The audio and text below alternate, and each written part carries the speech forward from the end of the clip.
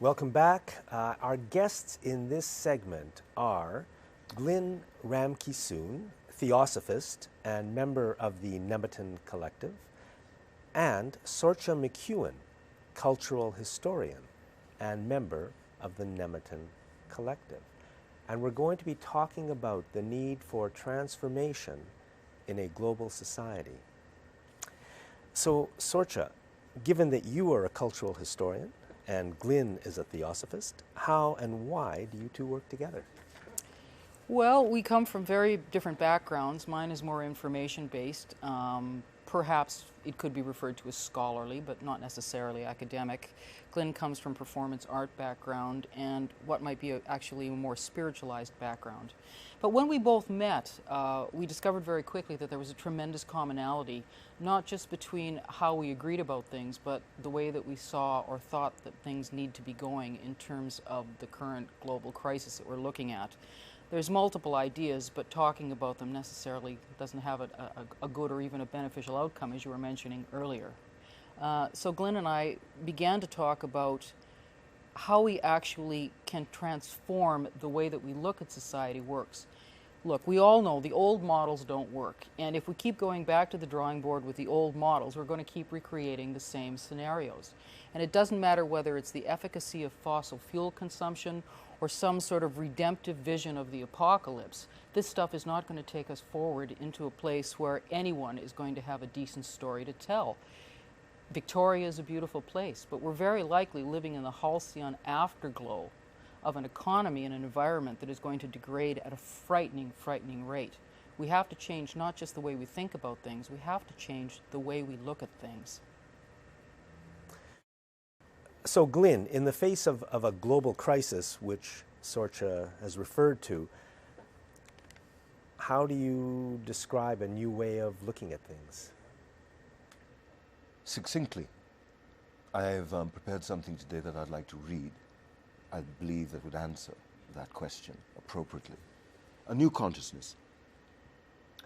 A new consciousness and a totally new morality are necessary to bring about a radical change in the present culture and social structure.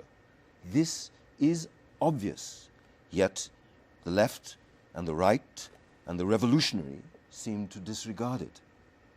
Any dogma, any formula, any ideology is part of the old consciousness. They are fabrications of thought whose activity is fragmented. The left, the right, the center, as an example. This activity will inevitably lead to bloodshed of the right or of the left, or, as we have it today, ladies and gentlemen, totalitarianism. This is what is going on around us, about us. One sees the necessity of social, economic, and moral change, but the response is from the old consciousness, thought being the principal actor. The mess, the confusion, and the misery that human beings have gotten into are within the area of the old consciousness. And without changing that profoundly, every human activity, political, economic, or religious, will only bring us to the destruction of each other and of this precious earth. This is so obvious to the sane. One has to be a light to oneself. This light is the law. There is no other law. All the other laws are fragmented and contradictory. To be a light to oneself is not to follow the light of another, however reasonable, logical, historical, and however convincing. You cannot be a light to yourself if you are living in the dark shadows of authority, of dogma, of conclusion. Morality is not put together by thought. It is not the outcome of environmental pressure. It is not of yesterday, of tradition. Morality is the child of love, and love is not desire or pleasure. Sexual or sensory enjoyment sensory enjoyment is not love. Freedom is to be a light to oneself, then it is not a distortion, a thing conjured up by thought. Actual freedom from dependency, attachment, the craving for experience. Freedom from the very structure of thought is to be a light to oneself. In this light, all action takes place, and thus it is never contradictory. Contradiction exists only when the light is separate from action, when the actor is separate from his or her actions. The ideal, the principle, is the barren movement of thought, and it cannot coexist with this light. One denies the other.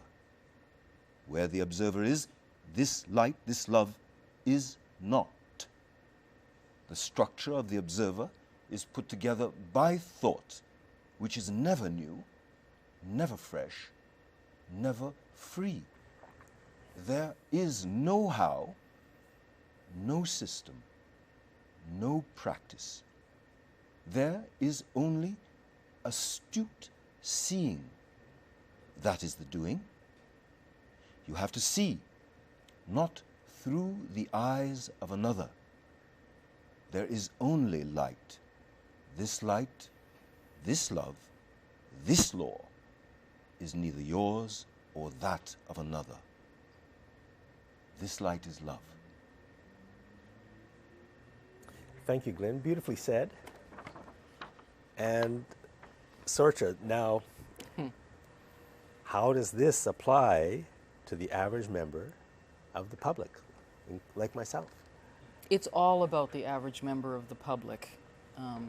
History, and I can speak at length about this, is representative and symbolic of hierarchical forms of thought in which a few sit at the top and the mass of misery resides at the bottom supporting the top.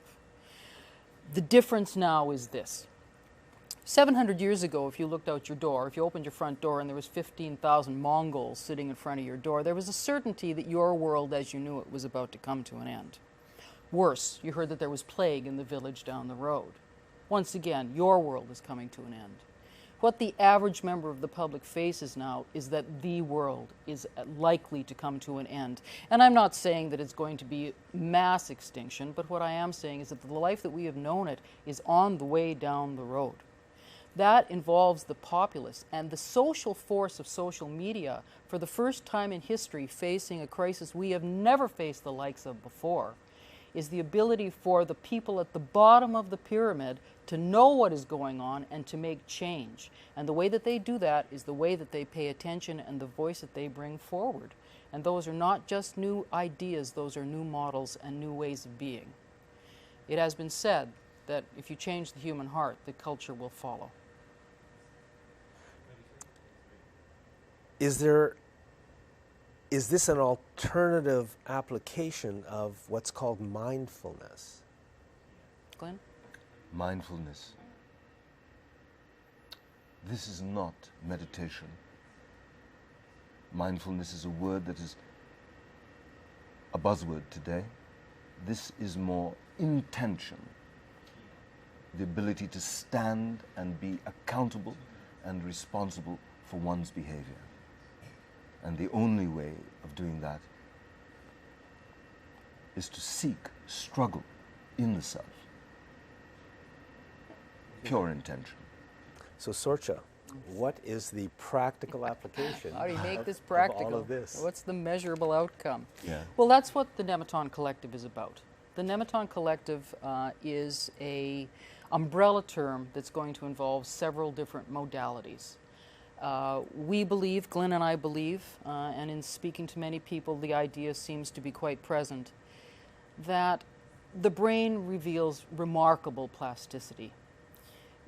People used in the ancient schools of transformation, the masters knew this, but they didn't have the vernacular. Now we have the science. And the science tells us that with the deliberate use of intention and attention, we can actually change the way that we see. And if we change the way that we see, we can change the way that we are. So the Nemeton Collective is going to be conversation, it's going to be workshops and seminars, including instructions and learning. It's going to have, there's an active component of heart rate-based biofeedback, which monitors the presence and the capacity to accelerate embodied presence. There's an aspect which is an informal think tank, which is known as the W4 Club.